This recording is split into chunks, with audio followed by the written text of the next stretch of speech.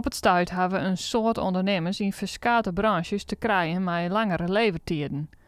Dat is vervelend voor zowel de klant als de ondernemer.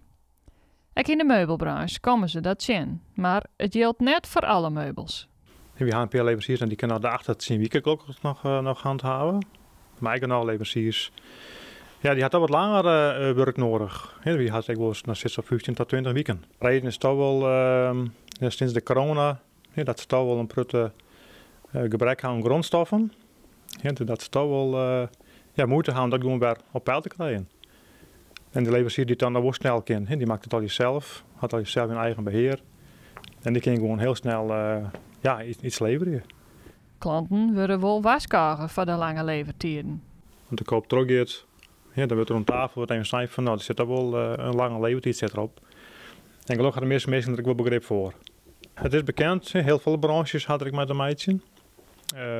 De mensen die weten ik wel een beetje dat ze daar gewoon rekening mee houden hadden. Ja, als ze nou in september of oktober een bank gaan willen, ja, dan moet ze maar nu al bestellen. Waar ze hem een beetje op die binnen krijgen. Toch binnen er altijd mogelijkheden. Ja, we hebben eigenlijk wel een oplossing voor. Ik wil dingen op voorraad. Bepaalde relaxvertuigen bijvoorbeeld, mijn stapstoelen. Meestal met soms snel zo'n stoel ha. Nou, dan kunnen we het voorraad dat leveren.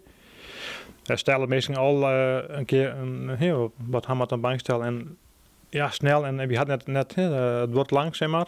Ja, dan heb ik wel leanbank stellen, zeg maar. Ja, dan meestal iets broeken kunnen, zolang als ze wachten, zeg maar.